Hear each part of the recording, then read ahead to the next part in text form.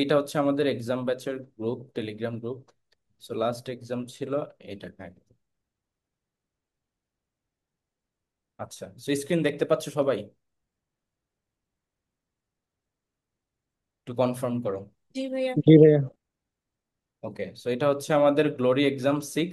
এটা weekly test 1 হবে, কেননা 5টা টপিক পরই একটা উইকলি টেস্ট। তাহলে তোমার দেখো, আমরা গ্লোরি ওয়ানে কি নিছি? ওয়ানে নিছি হচ্ছে বাংলা, তারপরে গ্লোরি টুতে নিলাম ইংলিশের টপিক, তারপর 3 হচ্ছে তোমার জিকে, 4 হচ্ছে ম্যাথ, এবং 5 হচ্ছে কি আইকিউ। আর আজকে যেটা, এটা হচ্ছে গ্লোরি 6 বাট উইকলি টেস্ট 1, এবং এখানে আমরা এই সবগুলাকে কম্বাইনলি কভার করতেছি। সো এখানে দেখো, ফার্স্টে যে কোশ্চেনটা ছিল, দ্যাট ইজ ইন্দো ইউরোপীয় ভাষার কয়টা শাখা? তো বলো তো এটার কয়টা শাখা? দুইটা। চারটা শাখা। এইটা। দুইটা। দুইটা শাখা, কিন্তু চারটা না। দেখো, একটা ছিল কেন্তুম আর একটা ছিল শতম। তো শতম থেকেই পরবর্তীতে তোমার ভারতীয় আর্য, সেখান থেকে আবার তোমার এই যে প্রাকৃত, তারপর মাগধী, তারপর তোমার হচ্ছে এই যে অপভ্রংশ, তারপর বঙ্গ কামরূপী, দেন গিয়ে তোমার 3টা শাখা, একটা হচ্ছে বাংলা, উড়িষ্যা এবং অহমিয়া। তো এই যে বাংলা ভাষার যে বিকাশটা কিভাবে আসছে, উৎপত্তি হয়েছে ইন্দো ইউরোপীয় বংশ থেকে, এবং যেটার 2টা শাখা ছিল কেন্তুম এবং শতম, সেই শতম অংশ থেকে আসছে। তাহলে যদি জিজ্ঞেস করা হয় যে ইন্দো ইউরোপীয় ভাষার শাখা কয়টা, উত্তর হবে 2টা। আমিও তোমাদের সাথে সলভ ক্লাসের মধ্যে মানে অ্যান্সার করি, দেখি কত পাই। ওকে, আচ্ছা, জুম করলে ভালো হয়। আমি জুম না করি, তোমরা নিজেরা জুম করতে পারবা। তুমি স্ক্রিনে জুম করো, হয়ে যাবে, সমস্যা নেই। তোমরা নিজেরাই করতে পারবা। আচ্ছা, ভাইয়া জুম হয় না। জুম হয় না? জুম হয়েছে তো ভাইয়া। আবার সবাই, হয় ক্লিক ভাইয়া। করো তাহলে হবে। হয়েছে তো। তুমি স্ক্রিনটার উপরেই হালকা করে জুম করো, তোমার মানে সুবিধা মতো করে নাও, তাইলে হবে। আচ্ছা, এখন খেয়াল করো, এই যে আমরা ইন্দো ইউরোপীয় ভাষার ভাই যে তোমার 2টা শাখা বললাম। হ্যাঁ, ভাই দুইটার শাখা কি কি আরেকটু বলেন। একটা হচ্ছে শতম আর একটা কেন্তুম। তো আরেকটা কোশ্চেন আসে যে আমাদের যে এশিয়া, আমরা তো এশিয়ার মধ্যে আছি তাই না, মহাদেশ বললে। তো এই যে এশিয়ার জন্য আমাদের কেন্তুমের 2টা শাখা আছে, সেই 2টা শাখার নাম কি কি বলো তো? ঋত্বিক তুখারিক। কৃত্তিকার রাইট, তুখারি। হিত্তিক এবং তুখারিক। এটা থেকে জাহাঙ্গীরনগরে প্রিভিয়াস ইয়ারে আসছিল একবার, তাই বলে রাখলাম। এখন চলে আসো নেক্সট কোশ্চেন, বাংলা লিপির উৎস কি? বলো। ব্রাহ্মী লিপি। ব্রাহ্মী লিপি। আর এটা খুব ইজি একটা জিনিস, ভারতীয় যে লিপি সেটার 2টা শাখা, একটা ব্রাহ্মী লিপি আর একটা হচ্ছে খরোষ্ঠী লিপি। তো ব্রাহ্মী লিপি থেকেই বাংলা ভাষাটা আগত, কেননা ব্রাহ্মী লিপির বৈশিষ্ট্য হচ্ছে সেটা বাম দিক থেকে শুরু হয়ে ডান দিকে শেষ হয়। তো আমরা দেখি যে আমরা পড়তেছি লাইনটা, বাংলা লিপির উৎস কি, বাম দিক থেকে শুরু করে ডানে শেষ করতেছি। এটাই হচ্ছে ব্রাহ্মী লিপি, তার মানে বাংলা ভাষাটাও তাই। আর খরোষ্ঠী হচ্ছে উল্টো, যেটা ডান দিক থেকে শুরু হয়ে বামে গিয়ে শেষ হয়, যেমন আরবি ভাষা, কুরআন শরীফের ভাষা, এরকম। নেক্সট ওয়ান, বাংলা সাহিত্যের যুগকে কয়টা ভাগে ভাগ করা যায় বলো? তিনটা। 3টা ক্যাটাগরিতে ভাগ করা যায় ব্রডলি। একটা হচ্ছে তোমার প্রাচীন যুগ, মধ্যযুগ, আর হচ্ছে আধুনিক যুগ। তো আধুনিক 2টা যুগ। ফেজের উপর মানে 2টা তোমার ঘটনাকে কেন্দ্র করে এইটাকে ভাগ করা হয়। প্রথমত হচ্ছে কি, মধ্যযুগ বিভক্ত হয় যখন তোমার মুসলিম শাসনের সূচনা হয়, ইখতিয়ারউদ্দিন মোহাম্মদ বিন বখতিয়ার খলজি আসে, তুর্কি শাসন যেটা শুরু হয়, তার মাধ্যমে দেখা যায় যে সাহিত্যের একটা বিশাল পরিবর্তন আসে। এবং ঠিক 1201 থেকে 1350 পর্যন্ত যে সালটা, সেটাকে আমরা অন্ধকার যুগ বলতে। তার মানে দেখো, আলাদা একটা ক্লাস, সাব ডিভিশন হয়ে যাচ্ছে। তারপর যদি বলি এই যে আধুনিক যুগের পিরিয়ডটা, যেটা 1800 থেকে শুরু হয়েছে, সেটার ক্লাসিফিকেশনটা হয়েছে কিসের উপর বেসিস করে? সেটা হচ্ছে তোমার ওই যে ফোর্ট উইলিয়াম কলেজ ফোর্ট প্রতিষ্ঠা। উইলিয়াম। এছাড়া এটার সাথে এডিশনালি আরো কিছু প্রতিষ্ঠান ছিল, বাট মেইনলি ওইটা আর কি। তো এই হচ্ছে গিয়ে 3টা ডিভিশন, প্রাচীন যুগ, মধ্যযুগ এবং আধুনিক যুগ। প্রাচীন যুগের যদি তোমার যেটা হচ্ছে যুগ বিভাগ, এটা জানতে চায় ডিউরেশনটা কত, তাহলে 650 থেকে 1200। মধ্যযুগ বললে সেটা হবে 1201 থেকে 1800। আর আধুনিক যুগ তো বুঝতেই পারতেছো, 1801 থেকে বর্তমান সময় পর্যন্ত। আর এর মাঝখানে কিছু সাব ডিভিশন, যেমন প্রাচীন যুগ এবং মধ্যযুগের মাঝখানে অন্ধকার যুগ, আর মধ্যযুগ এবং আধুনিক যুগের মাঝখানে কোনটা? যোগ সন্ধিক্ষণ। যুগ যুগ সন্ধিক্ষণ। সন্ধিক্ষণ। ঠিক আছে, তো এই যে পিরিয়ড গুলো, এগুলা মাথায় রাখবা। আর চর্যাপদ মূলত কি বলতো? গানের সংকলন। গানের সংকলন। গানের সংকলন, রাইট। আচ্ছা, আমি এগুলো মার্ক করতে খেয়াল ছিল না। নেক্সট ওয়ান, এটা হচ্ছে গানের সংকলন। তারপর দেখো, চর্যাপদ আবিষ্কৃত হয় কোথা থেকে? নেপালের নেপালের রাজ রাজদরবার বা রাজগ্রন্থশালা নেপালের থেকে। রাজগ্রন্থশালা বা রাজদরবার যেটাই বলো না কেন, দুইটাই হয়। তারপর চলে আসো, বাংলা ভাষার আদি নিদর্শন চর্যাপদ আবিষ্কৃত হয় কত সালে? 1907। 1907 সালে। 1907 সালে। আর এই যে 1916 সাল, এটাতে হচ্ছে প্রকাশ করা হয়, মানে তোমার আবিষ্কার 7 সালে এবং প্রকাশ করা হয় 1916 সালে। আর এই যে এটাকে আবিষ্কার করছে কে? হরপ্রসাদ শাস্ত্রী। ডক্টর হরপ্রসাদ হরপ্রসাদ শাস্ত্রী। শাস্ত্রী। রাইট। তার উপাধি কি ছিল? মহামহোপাধ্যায়। মহামহোপাধ্যায়, রাইট। তারপর দেখো, চর্যাপদ প্রথম কোথা থেকে প্রকাশিত হয়? বঙ্গীয় সাহিত্য পরিষদ। বঙ্গীয় সাহিত্য বঙ্গীয় পরিষদ সাহিত্য থেকে। পরিষদ থেকে 1916 সালে সর্বপ্রথম প্রকাশিত হয়। আর এই যে ডক্টর হরপ্রসাদ শাস্ত্রী, তিনি ঢাকা ইউনিভার্সিটির বাংলা বিভাগের প্রতিষ্ঠাতা চেয়ারম্যান ছিলেন। তারপর দেখো, হরপ্রসাদ শাস্ত্রী চর্যাপদ যে গ্রন্থে প্রকাশ করছিলেন সেটার নাম কি ছিল? 1000 বছরের পুরাণ বাংলা 1000 ভাষা বছরের গদ্য পুরনো বাংলা। বাংলা। রাইট, হাজার যোগাযোগ। বছরের পুরাণ বাঙ্গালা। এই যে এই বানানটা খেয়াল করবা, বাঙ্গালা ভাষার বৈদ্য গান ও দোহা। সো নেক্সট দেখো, যে চর্যাপদ কোন ছন্দে রচিত? মাত্রাবৃত্ত মাত্রাবৃত্ত। ছন্দ। মাত্রাবৃত্ত মাত্রাবৃত্ত, ছন্দে right. রচিত। আর এই যে এখানে দেখো, চর্যাপদের কিছু নাম আছে, যেমন চর্যা গীতিকা, এটা চর্যাপদের একটা নাম। চর্য বিনিশ্চয়, এটা একটা নাম। চর্যাপদ বলি, এগুলো এটার নাম। আর এমনিতে প্রকাশ করা হয়েছিল যে গ্রন্থের মাধ্যমে, সেটার নাম হচ্ছে হাজার বছরের পুরাণ বাঙ্গালা ভাষার বৈদ্য গান ও দোহা। তো এই যে চর্য বিনিশ্চয়, এটার মানেটা কি? কোনটি আচরণীয়, কোনটি আচরণীয় নয়।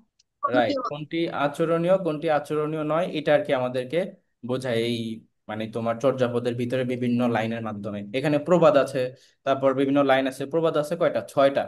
ঠিক আছে, আমরা দেখবো কিছু প্রবাদ এর মধ্যে আছে কোশ্চেন অবশ্যই। তারপর দেখো, প্রাপ্ত পদ চর্যাপদের পদকর্তা কতজন? 23 জন। 23 তেইশ জন। জন রাইট। তারপর দেখো, বাংলা সাহিত্যের এখানে প্রাপ্ত বলাতে কিন্তু এরকম অ্যান্সারটা এরকম আসছে, কেননা মতান্তরে তোমার আরেকটা অপিনিয়ন আছে না। তো ওই যে আমরা 24। 24 জন। আমরা 23 জন বলছি কারণ প্রাপ্ত, কারণ ওই 24 জন যেটা ধরে নিচ্ছে একটা ছিল, মানে পাওয়া যায় না, বাট ওইটাকে ধরে নেওয়া হয়েছে, দ্যাটস এ প্রাপ্ত বলাতে 23। বাংলা সাহিত্যের আদি কবি কে? দুই পা। দুই পা। দুই পা। এটা মনে রাখার কৌশল হচ্ছে তোমার, মানে আলু। আলু, আতে আদি, লুতে লুই পা। আর এই যে কান্নুপা হচ্ছে সবচেয়ে বেশি পদ লিখছে। কতগুলো লিখছে বলতে পারবা? 13টি। 13টি। 13টি। 13 তারপরে জন ড্যান্ডন কবিতা। পা, এই ড্যান্ডন পা তাঁতি পেশায় কবি। ছিলেন তাঁতি একজন, ঠিক আছে। তিনিও একজন পদকর্তা, পেশায় তাঁতি ছিলেন। তারপর লুই পা তো বললামই, তিনি আদি কবি। এবং ভুসুকুপা হচ্ছে তোমার বাঙালি কবি, বাঙালি কবি। ঠিক আছে, নিজেকে বাঙালি বলে পরিচয় দিয়েছে। তার পদ হচ্ছে তোমার 8টা। নেক্সট দেখো, সবচেয়ে বেশি পদকর্তা পাওয়া গেছে কোন কবির? So very easy, Kanhupa. Kanhapa. তারপর দেখো, কোন কবি নিজেকে কান্নপা। বাঙালি বলে পরিচয় দিয়েছিলেন? এটা উত্তর কি হবে? ইসুকুপা। মুসুকুপা। রাইট। তারপর দেখো, চর্যাপদ কোন পদটি খণ্ডিত আকারে পাওয়া যায়? এটা কি হবে? 23 নং পদ। 23 নং পদ, 23 এটার নম্বর। অর্ধেক পাওয়া গেছে। এই জন্য যদি বলা হয় যে তোমার চর্যাপদে টোটাল পদ মানে কতটি পাওয়া গেছে? 23টি। 46.5টি। 46। ও ঠিক আচ্ছা, আছে, পদ 46.5। 47। তারপর দেখো, চর্যাপদের টিকাকারের নাম কি? টিকা ব্যাখ্যা করে। মণি দত্ত। মণি মণিদত্ত। দত্ত, রাইট। তারপর দেখো, রুখের কেন্তুলি কুমিরে খাই, এটার অর্থ কি? এটা হচ্ছে গাছে গাছের কুল। তেঁতুল তেঁতুল কুমিরে কুমিরে খায়। খায়, এরকম। তারপর দেখো, চর্যাপদের পুঁথিগুলো গ্রন্থকারে প্রকাশিত হয় কত সালে? সেটা ইজি, 1916 সালে। 1916 সালে। 16। তারপর দেখো, কোন শাসকদের সময়ে বাংলা সাহিত্যের অন্ধকার যুগ বলা হয়? তুর্কি। পাল। তুর্কি। তুর্কি বা মুসলিম শাসনের ওই সময়টা, কারণ তুর্কি যিনি আসছিল বাংলাদেশের এখানে, ওই ওনার নাম কি? ইখতিয়ার উদ্দিন মোহাম্মদ বিন বখতিয়ার। বখতিয়ার খলজি। তিনি যখন বখতিয়ার। আইসা এই যে লক্ষণ সেনকে পরাজিত করে, তার সাথে কতজন ছিল? 3 জন। 3 জন। তিনি 3 জন। মূলত ছদ্মবেশে আইসা লক্ষণ সেনকে মেরে ফেলে, বুঝছো? মানে সে যে ওরকম শাসক হিসেবে আসছে যে একদম সৈন্যবন্য নিয়ে পরাজিত করার জন্য, তা না। লক্ষণ সেনকে মূলত ওই যে ট্র্যাপে ফেলে আর কি মেরে ফেলা হয়, ছদ্মবেশে এসেই করেন অ্যাম্বুশ। নেক্সট ওয়ান, এই অ্যাম্বুশ কথাটার মানে জানো সবাই? এটা মানে হচ্ছে তোমাকে চারদিক থেকে ঘিরে ফেলা, there is no way out, এরকম টাইপের একটা সিচুয়েশন। কোন সময়কে বাংলা সাহিত্যের অন্ধকার যুগ বলা হয় বলো? 1201 থেকে 1250। 1350। 1201 থেকে 1350, 150 বছর। আর এই যে খলজি আসছিল কত সালে? 1204 সালে। তারপর আচ্ছা, দেখো বাংলা সাহিত্যের মধ্যযুগের প্রথম নিদর্শন কোনটি? শ্রীকৃষ্ণ কীর্তন। শ্রীকৃষ্ণ শ্রীকৃষ্ণ কীর্তন। তো শ্রীকৃষ্ণ কীর্তন সম্পর্কে অলরেডি আমরা বলছি, আমাদের ক্লাসে আমরা ডিটেলস আলোচনা করছি, তো এখানে আর কিছু না বলি, ঠিক আছে। তারপর ব্রজবুলি এটা প্রবর্তক কে? বলো। বিদ্যাপতি। বিদ্যাপতি। ব্রজবুলি কথাটা বিদ্যাপতি। মানে কি? এটা একটা ভাষা। কি কি ধরনের ভাষা? মৈথিলি বা বাংলা বিহিতা এবং বাংলা বাংলা ভাষা। ও মৈথিলি ভাষার রাইট। তারপর দেখো আমার সন্তান যেন থাকে দুধে ভাতে, এই যে লাইনটা এটা কার কার কাব্যে পাওয়া যায়? ভারতচন্দ্র রায়গুণাকার। ভারতচন্দ্র রায়গুণাকার। তিনি হচ্ছে মধ্যযুগের শেষ কবি, ঠিক আছে, মধ্যযুগের শেষ কবি, মনে থাকে যেন। আর এই যে এটা, এই উক্তিটা কোন চরিত্র করছে, মানে তার তো বইয়ের মধ্যে এটা আর কি। ঈশ্বর পাটুনি। হ্যাঁ, ঈশ্বর ঈশ্বর পাটনি। পদ্ম। চন্দ্রাবতী। হ্যাঁ, এটা কোন কোন মঙ্গল, কি নাম হবে? চন্দ্রাবতী না, ওটা হচ্ছে তোমার ঈশ্বর পাটনি। আর বইটার নাম কি? কাব্য মঙ্গল। চণ্ডীমঙ্গল। চণ্ডীমঙ্গল। অন্নদা মঙ্গল, রাইট। অন্নদা অন্নদামঙ্গল। মঙ্গল। তারপর দেখো, হ্যাঁ, মর্ষিয়া শব্দটার অর্থ কি? এটা মোর পরীক্ষায় প্রচুর। শোক কাব্য। কাব্য। শোক কাব্য, রাইট। শোক কাব্য। তারপর দেখো ইংলিশে চলে আসছি আমরা, আমাদের বাংলা পার্টটা কমপ্লিট নাও। দি রেনেসেন্স পিরিয়ড, এই রেনেসেন্স শব্দটা স্পেলিং এর মধ্যে আছে, এটাকে মনে রাখার কৌশল শিখেছিলাম, বলো তো কিভাবে? Rina is sense. Rina is renaissance. Sense, ভাবে আলাদা করে পার্ট করে নিলে ইজিলি মনে থাকে। So renaissance period in English literature রাফলি স্পেন্স হুইচ ইয়ার্স, তো এটা পিরিয়ডটা কত থেকে কত? 1500 থেকে 1660। 1500 থেকে 1600। 1500 থেকে 1660 পর্যন্ত, রাইট। তারপর দেখো who is known as the poet of beauty? John Keats. John Keats. Bracket. ঠিক আছে, তারই উক্তি, beauty is truth, truth is beauty. তারপর দেখো হু রোট অলিভার টুইস্ট, এটা কে লিখছে? বলো। Charles Dickens. Charles Dickens, very very important. The old man and the sea, এটা কে লিখছে? Ernest Hemingway. Ernest Hemingway. তারপর দেখো is called the poet of nature? William Wordsworth. William William ওল্ডন। ওর্ডসওয়ার্থ। এই পয়েট অফ নেচার বললে William Wordsworth, আর poet of human nature বললে হচ্ছে উইলিয়াম শেক্সপিয়ার। তারপর আসো তোমার এই যে what figure of speech is he is as brave as a lion, এটা কি হবে? সিমিলি। এমিলি। সিমিলি। সিমিলি, কারণ সিমিলির মধ্যে বলছিলাম যে কম্পারিজন হবে কয়েকটা ওয়ার্ডের ইউজ করে, অ্যাজ, সেম অ্যাজ, রিসেম্বল, এগুলো। তো এখানে দেখো অ্যাজ দিয়ে কম্পেয়ার করা হয়েছে, দ্যাটস এটা হচ্ছে সিমিলি।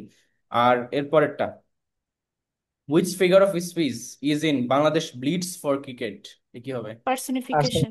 পার্সনিফিকেশন, কারণ Bangladesh is a country, but আমরা এখানে এটাকে বাংলাদেশের মানুষদেরকে বুঝাইছি, তার মানে ব্যক্তির রূপদান করছি, উইচ ইজ পার্সনিফিকেশন।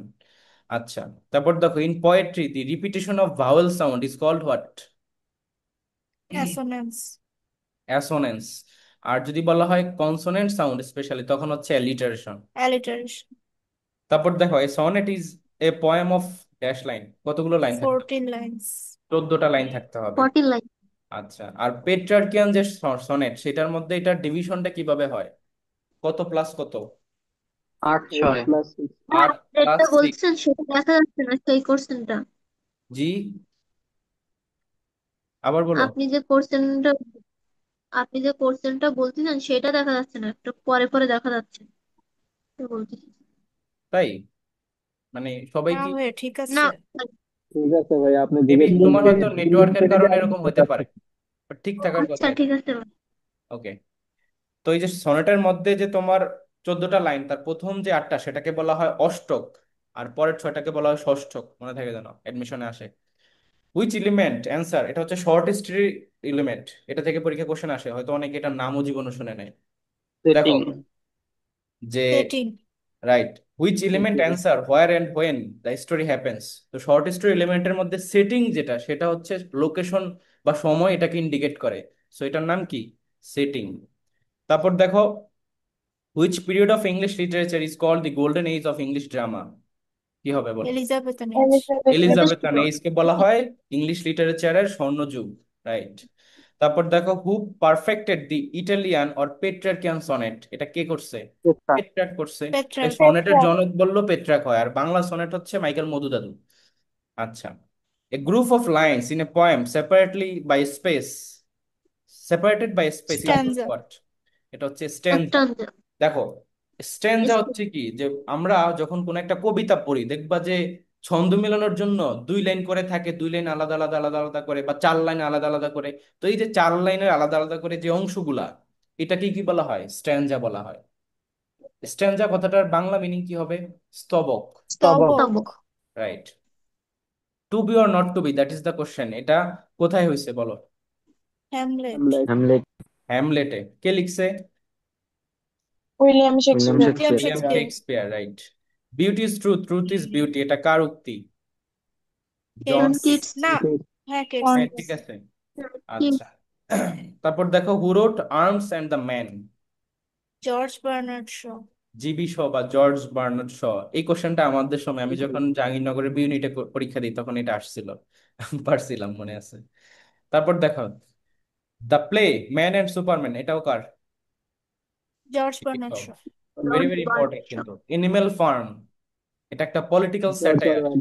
ঠিক আছে, সো এটা কার? George Orwell. George George Orwell. Orwell. Right. তারপর দেখো, life is a broken winged bird, এটা কিসের এক্সাম্পল? মেটাফোর। এটা হচ্ছে metaphor. The metaphor. Reason is, এখানে দেখো এই যে ব্রোকেন উইং বার্ড, এটার সাথে লাইফের যে কম্পারিজন করা হয়েছে, একদম ডিরেক্ট কম্পারিজন, লাইফটাই হচ্ছে এটা।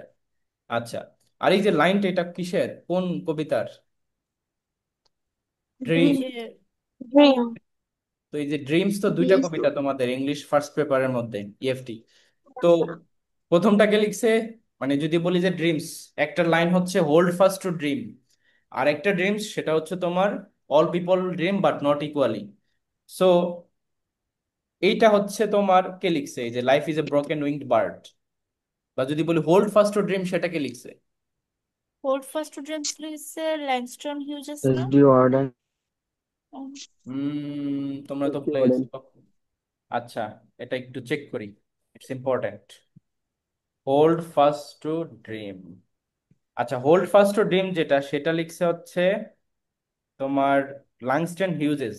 ওকে। আর এইটারই একটা লাইন হচ্ছে এটা, যে life is a broken wing bird. আমি একটু শোনাই তোমাদেরকে। Hold fast to dreams, for if dream die, life is a broken winged bird that can not fly. Hold fast to dreams, for when dreams go, life is a barren field frozen with snow. তো barren কথাটার মানে কি? অনুর্বর বা barren ফাঁকা। মানে অনুর্বর ভাইয়া। হ্যাঁ। তো আরেকটা হচ্ছে ওই যে তোমার all people dream but not equally, মানে সবাই ভিন্নভাবে স্বপ্ন দেখে, এক একজন এক এক রকম। ওইটা আর কি। ওইটা লিখছে কে বলো? DH Lawrence. DH DS Lawrence. Lawrence. DH লরেন্সের আরেকটা বিখ্যাত বই আছে, সেটার নাম কি, বা কবিতা বা যাই বলো? রেইনবো। ঠিক আছে, দি রেইনবো। রেইনবো। তারপর দেখো, জিকে তে চলে আসো। আচ্ছা, এখানে আমরা জিকে তে যাওয়ার আগে আমি আরেকটা জিনিস ইনক্লুড করি। তোমাদের পরীক্ষায় কোশ্চেন ছিল এই যে তোমার প্যারাগ্রাফের প্রথমে যেটা থাকে, প্রথমে যে অংশটা থাকে, সেটাকে কি বলা হয়? Topic sentence. Topic sentence. এটা পরীক্ষায় আসে প্রচুর। তো এক্সামে ছিল যখন টপিক ভিত্তিক এক্সাম নিয়েছি, বাট এখানে হয়তো উইকলিতে অ্যাড করা হয় না। সো এটা মাথায় রাখবে, ইটস ইম্পর্টেন্ট। নেক্সট চলে আসো জিকের মধ্যে, জিএসপি, এটার ফুল ফর্ম কি? Generalised system of generalised preferences. System of performance. Generalised system of preferences, তাহলে এইটা লাস্টেরটা। তারপর দেখো, বিসিএস আসছিল ভাই আজকে এটা। হ্যাঁ, বিসিএস আসছিল আজকে 49 স্পেশালে। হ্যাঁ বিসিএস এ জিএসপি ফুল আসছে ফর্ম। আজকের কোশ্চেন। এই যে কোনটা জিএসপি? জিএসপি। জি। ও হ্যাঁ, এগুলো আসে তো, আমি জানি। আমার আমার শীট থেকে প্রচুর কোশ্চেন আসে বিভিন্ন চাকরির পরীক্ষায়। আচ্ছা, তারপর দেখো, নিচের কোন দ্রব্যের চাহিদা পূর্ণ অস্থিতিস্থাপক? ইনসুলিন। ইনসুলিন। ইনসুলিন। ইনসুলিন। আর এটার কনসেপ্টটা কি? এটা জাহাঙ্গীরনগরে আসে প্রচুর, যে অস্থিতিস্থাপক মানে হচ্ছে যেটার চাহিদা নড়বড়ে না, যেটার চাহিদাটা কনস্ট্যান্ট। এখন চাহিদা পরিবর্তন বা অপরিবর্তন হয় কিসের কারণে? দামের কারণে। তো ধরো, গাড়ির দাম যদি পরিবর্তন হয়, বাড়ে বা কমে, তাহলে গাড়ির চাহিদার পরিবর্তন হবে। টিভির ক্ষেত্রেও সেম, ফার্নিচারের ক্ষেত্রেও সেম। টাকা থাকলে তুমি কিনবা, টাকা না থাকলে কিনবা না, আবার দাম বাড়লে কিনবা না, দাম কমলে কিনবা, এরকম একটা বিষয়। কিন্তু insulin, it is a must. তোমার জন্য এটা লাগবেই। তুমি যদি ডায়াবেটিস বা অন্য যে কোনো প্রবলেম থাকে, তো তুমি কি সেটার দাম যদি আজকে মানে 1,000 টাকা বেড়ে যায়, বা এতটা তো বাড়ে না I guess, but as an example, তুমি কি ওটা না নিয়ে থাকতে পারবা? পারবা না। দ্যাট মিনস তোমার ওটার যে ডিমান্ডটা, সেটা কনস্ট্যান্ট থাকতেছে, এই জন্য সেটা হচ্ছে পূর্ণ অস্থিতিস্থাপক। বুঝা গেছে?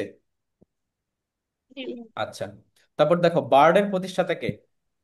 আক্তার অধ্যক্ষ হামিদ। আক্তার। আক্তার। আক্তার হামিদ খান। এই বার্ড কোথায় অবস্থিত? বলো। কুমিল্লা। কুমিল্লা অবস্থিত, ভেরি ভেরি ইম্পর্টেন্ট। বিএসটিআই এটার ফুল ফর্ম কি? Bangladesh Bangladesh standards standard and and testing testing institute. অনেক সময় ইনস্টিটিউশনও দেওয়া থাকে, তো ওইভাবেই তোমরা অ্যান্সার করবা। তারপর দেখো, বাংলাদেশের সবচেয়ে বড় দ্বিপাক্ষিক দাতা দেশ কোনটা? Japan. Japan. Japan. Japan. Japan. দ্বিপাক্ষিক মানে কি, যে তারাও আমাদের থেকে উপকৃত হচ্ছে, আমরাও তাদের দ্বারা উপকৃত হচ্ছি। সো দ্যাটস এটা হচ্ছে জাপান। বিশেষ করে দেখো বাংলাদেশের বড় বড় রোড গুলা, মেট্রো রেল রোড সবগুলাতেই কিন্তু জাপানের ইনভেস্টমেন্ট, আর জাপানের প্রোডাক্ট গুলা, গাড়ি দামি দামি গাড়িগুলো সব বাংলাদেশে রিফারবিশড হয়ে বিক্রি হয় এবং বাংলাদেশের রোডে চলে। So that is a equal business. তারপর দেখো, ব্লু চিপ এটার মানে কি? Industrial shares considered to be Well, a yeah, safe safe safe investment. Investment. ধরো ইনভেস্টমেন্ট। তুমি শেয়ার মার্কেটে ইনভেস্ট করতে যাবে, তখন যেই শেয়ার গুলা সেফ, যেখানে ইনভেস্ট করলে ভালো ভালো তুমি ইনকাম করতে পারো বা শেয়ারের দাম বাড়বে, সেটাই হচ্ছে কি তোমার ব্লু চিপ। তারপর দেখো, ইউরো মুদ্রা এটার জনক কে? Robert rubber Mugabe. Rubber মুন্ডেল। Robert মুন্ডেল, right. Security printing press, যেখান থেকে তোমার টাকা ছাপানো হয়, অর্থাৎ টাকশাল, কোথায় অবস্থিত? Gazipur. গাজীপুর। গাজীপুর। গাজীপুর। গাজীপুর, 1989 সালে প্রতিষ্ঠা করা হয়। তারপর দেখো, 79 না 89 বলো তো? 89 আই গেস। 89. তারপর দেখো, এসডিজির কত নম্বর লক্ষ্যমাত্রাতে জলবায়ু নিয়ে বলা আছে? 13 13. নম্বর। 13 তেরো। নম্বর। আর এসডিজির লক্ষ্যমাত্রা কয়টা টোটাল? 17টা। 17। তো তোমাদেরকে বলে রাখি, প্রথম 5টা পড়বা আর 13 নম্বরটা পড়বা সিরিয়ালি মুখস্থ, কারণ পরীক্ষা আসে যে দ্বিতীয়টা কোনটা তৃতীয়টা কোনটা, ইটস ইম্পর্টেন্ট। ডেল্টা, বাংলাদেশকে সহযোগী দেশ কোনটা? Delta Netherlands. 2100, নেদারল্যান্ড। যেটা নেদারল্যান্ড, মানে নেদারল্যান্ডের প্ল্যান বা ওইটার আদলে এই ডেল্টা প্ল্যানটা হচ্ছে। ডেল্টা শব্দের অর্থ কি? বদ্বীপ। বদ্বীপ। বদ্বীপ। তো তোমাদের মনে কোশ্চেন জাগে না যে বাংলাদেশের ম্যাপ হচ্ছে এরকম এরকম এরকম এরকম, এটা বদ্বীপ কেন বলে? এটা বয়ের মতো তো দেখতে দেখা যাচ্ছে না, তো কেন বদ্বীপ বলে জানো? হ্যাঁ ভাই, আমার মনে হয়। তোমার কেন? কোশ্চেন আছে? আচ্ছা, তোমার কোশ্চেনের অ্যান্সারটা আমি হ্যাঁ, আমার এটা মনে হয় আমি যে কেন দেখি। বদ্বীপ বলে। উম, তোমার এই পাশে দিয়ে তোমার গঙ্গা নদীর, ভারতের যে গঙ্গা নদী, সেই গঙ্গা নদী এই দিক দিয়ে বয়ে গেছে বাংলাদেশের বাম সাইড দিয়ে, বোঝা গেছে, অর্থাৎ বাংলাদেশের পশ্চিম সাইডটা দিয়ে। এবং হুম। এই পাশ থেকে তোমার দেখো, মেঘনা নদীটা এদিক দিয়ে আইসা আইসা এই দিক দিয়ে তোমার নামছে। আমি যদি একটু জুম করি, মেঘনা নদী ধরো এই দিক দিয়ে নামছে। তো বাংলাদেশের এখানে যদিও ম্যাপে ওরকম বোঝাচ্ছে না, বাট দেখো এই যে নদীগুলা প্রচুর শাখা প্রশাখা বিশেষ করে গেছে, তাই না? প্রচুর শাখা প্রশাখা। অর্থাৎ গঙ্গা নদী বাংলাদেশের সাইড দিয়ে দিক দিয়ে গেছে, ঠিক আছে, আবার এদিক দিয়ে ঢুকে সেটা পদ্মা নাম ধারণ করে বাংলাদেশের ভিতর দিয়ে গেছে। তো এই জন্য যদি আমরা একটু করি, লাইক অ্যানোটেশন করি, এইটা হচ্ছে একটা লাইন পড়ে যায়, ধরো এই হচ্ছে কি একটা লাইন, আবার এদিক দিয়ে নদীটা এরকম একটা লাইন যায়। আবার যদি একটু জুম করতে হবে, জুম আউট করতে হবে, ধরো এই যে, ধরো এই বরাবর একটা লাইন যায়, এদিক দিয়ে এরকম একটা লাইন যায়, আর এইখান দিয়ে যে নদীটা আসে সেইটার লাইনটা এইভাবে আসে। তো এই তিনটা জিনিসকে যদি তুমি মার্জ করো, তিন দিক থেকেই দেখো তোমার পানি প্রবাহ হইতেছে, আর মাঝখান দিয়ে এরকম স্যাচুরেটেড ভাবে তোমার জিগজ্যাগ জিগজ্যাগ শাখা প্রশাখা যাচ্ছে, মানে বাংলাদেশের উপর দিয়ে পুরো এরিয়া দিয়ে। এই জন্য এটাকে বলা হয় ডেল্টা। এবং যদি তুমি আগের সময় সাদা কালো একটা ম্যাপ ছিল, ওটা আমার কাছে ছিল, ওই ম্যাপটার দিকে খেয়াল করলে এখান দিয়ে যে পাশে দিয়ে যে নদীগুলা যাচ্ছে বা পানি, রিভার লাইন, এই লাইনগুলো অনেক স্পষ্ট ভাবে দেখাচ্ছিল। তখন এটা বোঝা যায় এটা এক্স্যাক্টলি একটা বয়ের মতো, মানে এই সাইডটা একদম সোজা পানিগুলোতে যাচ্ছে। আর এটা আর কি তোমার স্যাচুরেটেড এভাবে গিয়ে শাখা প্রশাখার মধ্যে ভাগ হচ্ছে। তো এটাকে যদি একটা লাইন হিসেবে চিন্তা করা হয়, পুরোটা একটা ব শেপ, ডেল্টা। দেখছে ডেল্টা আমরা ম্যাথের ক্ষেত্রে ডেল্টা ইউজ করি না, তো দেখো ডেল্টাও কিন্তু বয়ের মতো এরকম, ডেল এইচ ডেল, এরকম তো আমরা পড়ছি নিশ্চয়ই। সো ওইখান থেকে আর কি আসছে এটা। হ্যাঁ, হ্যাঁ।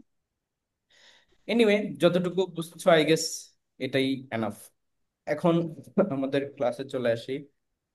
সো দেখো, যে ডেল্টা 2100, বাংলাদেশকে সহযোগী দেশ হচ্ছে নেদারল্যান্ড। এন্ড দেন দেখো, পঞ্চবার্ষিক পরিকল্পনা, এটা একটা নীতি। এই নীতির প্রবর্তক কে ছিলেন? Joseph Stalin. Joseph Joseph Stalin. Stalin. Joseph Stalin কিন্তু তোমার প্রেসিডেন্ট রাশিয়া। ছিলেন, কার? রাশিয়ার প্রেসিডেন্ট ছিলেন কোন সময়? সেকেন্ড ওয়ার্ল্ড রাশিয়ার। ওয়ারের টাইমে, ঠিক আছে, রাশিয়ার প্রেসিডেন্ট ছিলেন। তারপর দেখো, সফট লোন উইন্ডো বলা হয় কোনটিকে? আইডি। আইডিএ। আইডিএ, যেখান থেকে তোমার লোন দেওয়া হয়। ওয়ার্ল্ড ব্যাংকের এরকম অ্যাফিলিয়েট ডিভিশন আছে 5টা: IBRD, MiG, IFC, IDA, ICSID. এই যে আইডিএ কে বলা হয় সফট লোন উইন্ডো, আর আইবিআরডি কে বলা হয় হার্ড লোন উইন্ডো। তারপর দেখো নিচের হার্টবিট। কোনটা ব্রেটেন উডস ইনস্টিটিউট, বলো। ও, ওয়ার্ল্ড ব্যাংক। ওয়ার্ল্ড নিশ্চিত। ব্যাংক। ব্রেটেন উডস ইনস্টিটিউট হচ্ছে দুইটা, ওয়ার্ল্ড ব্যাংক আর একটা আইএমএফ। এবং এগুলা ব্রেটেন উডস কনফারেন্সের মাধ্যমে প্রতিষ্ঠিত হয়েছে, দ্যাটস এটাকে বলা হয় ব্রেটেন উডস ইনস্টিটিউট। করদাতাদের ক্ষেত্রে করমুক্ত আয় সীমা কত, মানে এট প্রেজেন্ট বাজেট অনুযায়ী? 3.5 লক্ষ।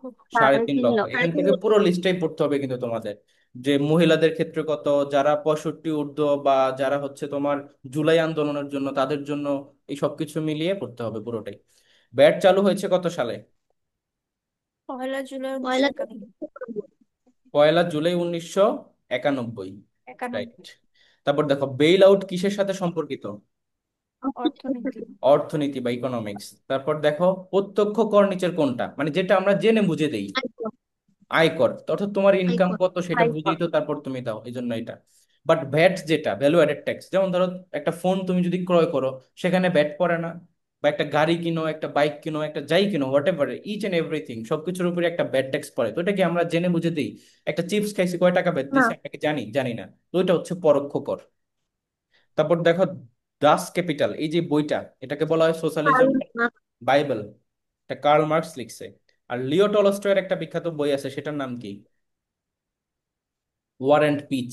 ওয়ার ঠিক এন্ড আছে। পিস। তারপর হিটলারের যে আত্মজীবনীমূলক গ্রন্থ, সেটার নাম কি, বলো? Main main camp. ক্যাম্প বা মাই স্ট্রাগল। তারপর দেখো গ্রেট ডিপ্রেশন হয় কত সালে? 1929 সাল। 1929 সালে। 1929 সালে। Very very important. সম্পদের উপর ব্যক্তি মালিকানা থাকে কোন অর্থ ব্যবস্থায়? গণতান্ত্রিক বা ক্যাপিটালিজম। তারপর দেখো দি আইডিয়া অফ জাস্টিস, এই গ্রন্থের লেখককে? অমর্ত্য সেন। অমর্ত্য অমর্ত্য সেন। সেন। এটা প্রচুর পরীক্ষা আসে, তুমি নেক্সট টাইম অ্যাডমিশনে যেখানেই পরীক্ষা দাও, মানে JU, BUP, R U, CU, যেখানেই পরীক্ষা দাও না কেন, কোথাও না কোথাও তুমি এটা পাবাই, মাস্ট। বলে দিলাম, এই 1 মার্ক তোমাদের কোশ্চেন আউট করে দিছি, যাও। ওনার আরো কিছু বই আছে, পোভার্টি এন্ড ফেমিনস, সেটার জন্য তিনি নোবেল প্রাইজ পায়। ডেভেলপমেন্ট অ্যাজ ফ্রিডম, ওটার জন্য।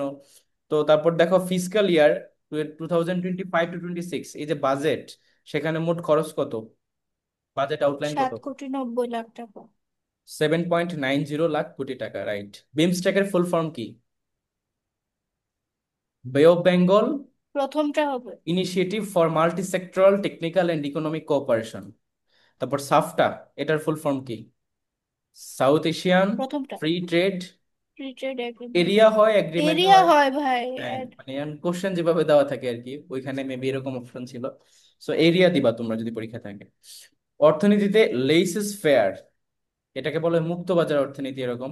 লেইসেস ফেয়ার মতবাদ কাকে কেন্দ্র করে প্রচলিত, বলো? Lay's fair Adam Adam Smith. Smith. এটা হচ্ছে অ্যাডাম স্মিথ। আচ্ছা, লেইস ফেয়ার নামে একটা নাটক আছে না, আগে যখন ওই যে যারা হকার ছিল ওরা এসে বলতো এই লেইস ফেয়ার, লেইস ফেয়ার ফিতা, তোমরা দেখছো কখনো? মনে পড়তেছে, এরকম একটা কি যেন ছিল। তারপর দেখো বাংলাদেশে 1 টাকা, 2 টাকা, 5 টাকা নোটকে ইস্যু করে? অর্থ মন্ত্রণালয়। অর্থ অর্থ মন্ত্রণালয়। মন্ত্রণালয়। কারণ এগুলো হচ্ছে কয়েন, এগুলো হচ্ছে সরকারি নোট, এখানে সাইনটা থাকে কার? অর্থ গভর্নর। সচিবের। অর্থ ও না, সচিবের। অর্থ সচিব। আর এরপরে যেগুলো 10 টাকার নোট, 20 টাকা, 50 টাকা, 100 টাকা, 200 টাকা, 500 টাকা, 1,000 টাকা, এই যে 7টা নোট, এগুলো হচ্ছে ব্যাংক নোট, এগুলাতে সাইন থাকে গভর্নরের। ওকে। গভর্নর। আর এগুলো হচ্ছে নোট ফরম্যাটে থাকে। 2 থেকে 32 পর্যন্ত মৌলিক সংখ্যা কতগুলা? 11টা। 11টা। তারপর দেখো -1 থেকে কত বিয়োগ করলে বিয়োগফল শূন্য হবে? -1। -1। কেননা দেখো -1 থেকে যদি 1 বিয়োগ করো তাহলে -2 হয়ে যাবে, এই জন্য -1 বিয়োগ করতে হবে।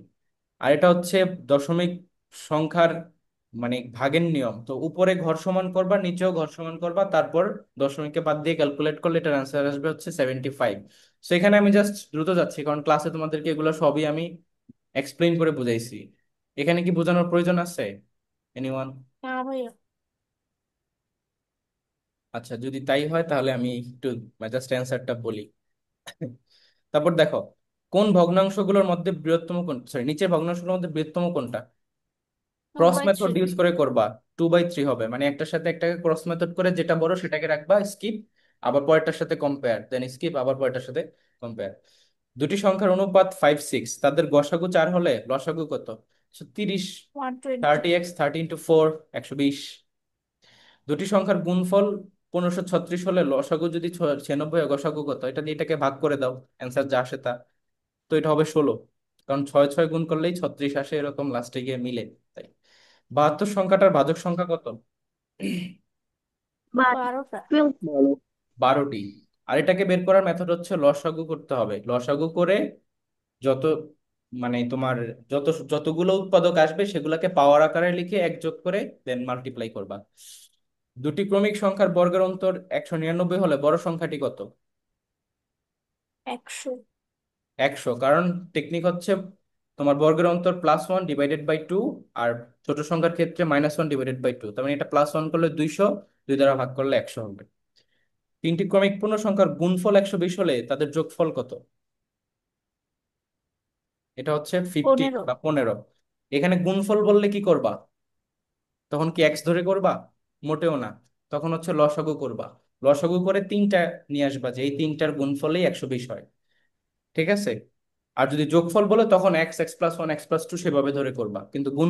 এখন খেয়াল করো, এই যে কোশ্চেনটা, how many fives are there in between 1 to 100, এটা কি হবে? 20। এটা হবে 20, কেননা 1 থেকে 100 পর্যন্ত মানে যে সংখ্যাগুলা, তার মধ্যে জিরো কতবার আসে? 11 টাইমস, তাই না? 11 বার নাকি? জিরো কতবার আসে বলো?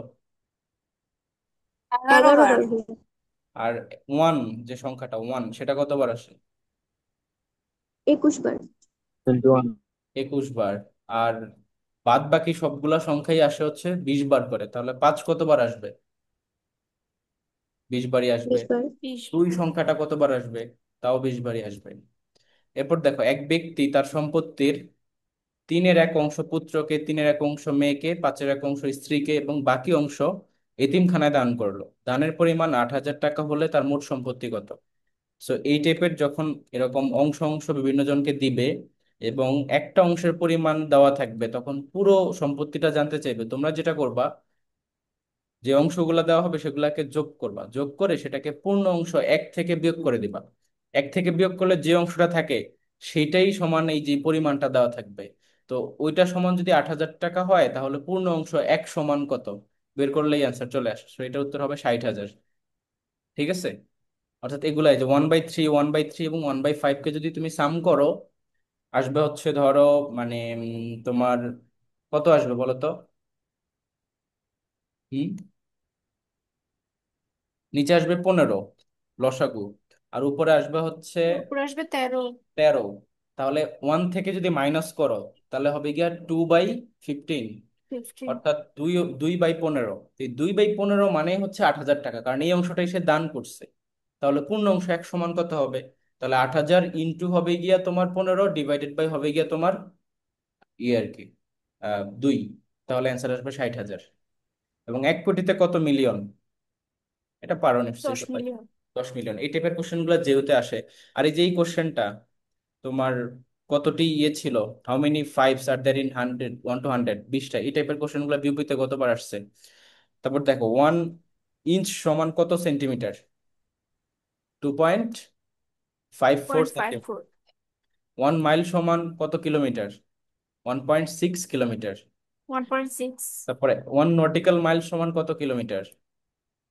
One point eight 1.85। Five kilometre তারপরে এই যে দেখো, 7 টু দি পাওয়ার 222, মানে 7-এর উপরে পাওয়ার আছে 222, এটার যে অ্যান্সারটা আসবে সেটার একক সংখ্যাটা চাইছে। একক মানে কি? একদম লাস্টে যে ডিজিটটা আসবে। তো দেখো, 7-এর উপরে যদি তুমি পাওয়ার করো, ঠিক আছে, তাহলে তোমার মানে কি কি আসতে পারে বলো?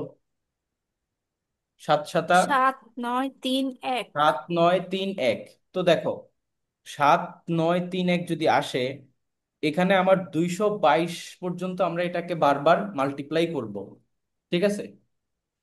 মাল্টিপ্লাই করলে এখন দেখতে পাচ্ছি যে রিপিটেশন গুলা হইতেছে পাওয়ারের জন্য 7-এর উপরে। সেই রিপিটেশন গুলো আসতেছে কিভাবে? যে মানে তোমার 7, 9, কত হয়, 3 আর 1। 3 1। তো আমার এই যে 222-কে যদি আমি এই 4 দ্বারা ডিভাইড করি তাহলে কত হবে বলো? 4 দ্বারা যদি ডিভাইড করি মানে টু ভাগশেষ কত থাকবে? টু অবশিষ্ট থাকে ভাইয়া। 2 অবশিষ্ট থাকবে। যদি 2 অবশিষ্ট থাকে, আমরা দেখি 22-এর মধ্যে কতবার যায়, 5 বার যায়, হাতে থাকে 2। আবার 22-এর মধ্যে 5 বার যায়, হাতে থাকে 2। তো 2 অবশিষ্ট থাকে, তার মানে এক্সট্রা 2 বার আমাকে নিতে হচ্ছে। তাহলে এই যে আমরা বলতেছি 4 বার, 4টা ভাবে এটা হইতেছে কি কি, 7 9 3 1। তাহলে আমাকে সেকেন্ডটা নিতে হবে, তাহলে 7 9, তাহলে 9কে নিতে হবে। উত্তর হবে 9। বুঝছো সবাই নাকি বুঝো না? ভাইয়া। এটা একটা আইবিএ তে 52। ভাই বুঝতে পারিনি ভাই। আচ্ছা, আমি একটু অ্যানোট করে লিখে দিচ্ছি। ধরো 7-এর উপর যদি তুমি পাওয়ার দাও, 7-এর উপর একবার পাওয়ার দিলে আসবে হচ্ছে 7 একে 7। 7-এর উপর 2 পাওয়ার দিলে আসবে গিয়া তোমার 7 7 49-এর 9। আবার যদি পাওয়ার দাও তাহলে হবে গিয়া তোমার 63, তাহলে আসবে 3। আবার যদি পাওয়ার দাও তাহলে হবে গিয়া কত, 1। মানে লাস্টে গিয়ে 1 থাকবে। তার মানে এই 7-এর উপর যত পাওয়ারই দাও না কেন, বারবার শেষের সংখ্যাটা 7 9 3 1 রিপিট হতে থাকবে। তো আমরা দেখতে পাচ্ছি 222 পাওয়ার দিছি। এখন যেহেতু এখানে সংখ্যা 4টা, তাই 4 দ্বারা 222-কে যদি ভাগ করো অবশিষ্ট থাকে হচ্ছে 2। তার মানে এটা আসবে গিয়ে সেকেন্ড যেই পদটা সেটা 9 আসবে। বুঝছো এবার? ও আচ্ছা ভাই। হ্যাঁ হ্যাঁ হ্যাঁ ঠিক আছে। একটু অ্যাডভান্স।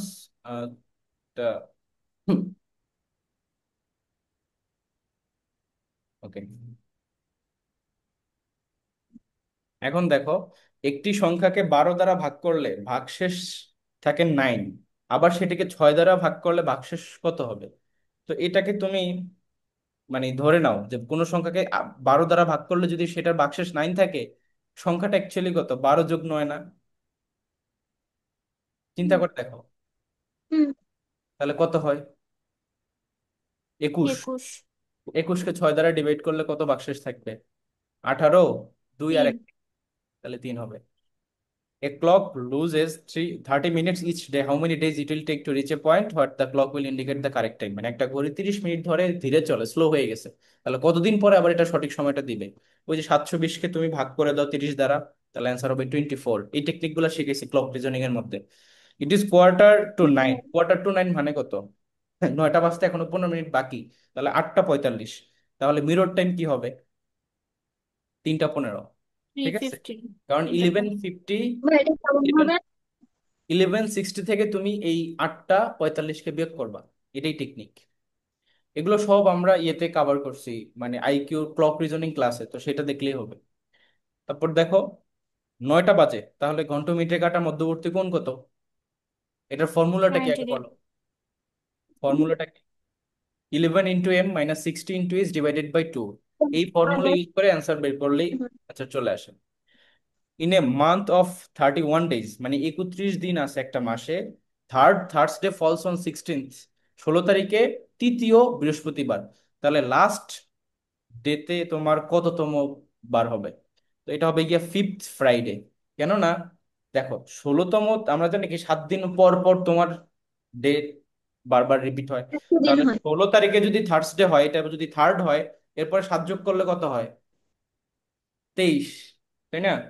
তো 23 তারিখে হচ্ছে গিয়া হুম। Fourth Thursday.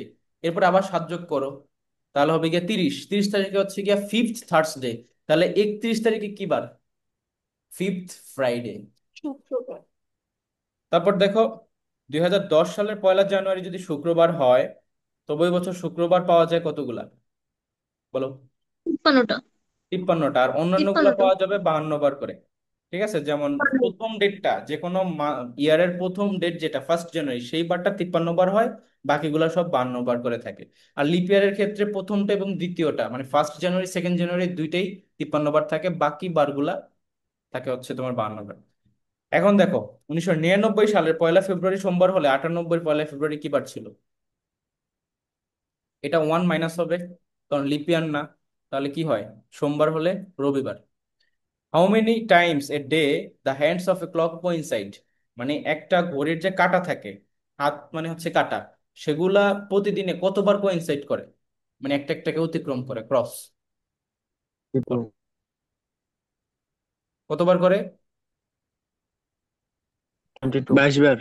22 বার করে, 24 না কিন্তু, কারণ দিনই দিনই তো হচ্ছে গিয়ে 24 ঘন্টা, তো ক্রস করবে 22 বার। তারপর দেখো, must sorry March 1, 1 March 2022 Tuesday, তাহলে 23 1 মার্চ কি হবে? তাহলে 1 বছর বেশি যেহেতু, কি হবে বলো? টিউসডে পরের দিন হবে, একদিন বেশি, তাহলে ওয়েন্সডে হবে নাকি? হ্যাঁ। এরপর দেখো, which of the following year is a leap ইয়ার? তো লিপ ইয়ার 4 বছর অন্তর অন্তর হয়। আমার একটা কাজিনেরই জন্ম হচ্ছে লিপ ইয়ারের 29 ফেব্রুয়ারি, বুঝছো? 4 বছর পর পর ওর বার্থডে আসে, মানে আমার বোন হয়, চাচাতো বোন। এরপর দেখো, এই যে লিপ ইয়ার যেটা, এটার মধ্যে কোনটা হবে বলো? 2000। 2000। 2000, কারণ এটা কিন্তু 4 দ্বারা ফুললি ডিভিজিবল, বাকিগুলো 4 দ্বারা ডিভিজিবল হতে পারে, বাট এখানে আমরা যখন শেষে ডাবল জিরো থাকবে সেটাকে অমিট করে তারপর হিসাব করব। How many Times do the hands of the clock coincide between 2 and 3?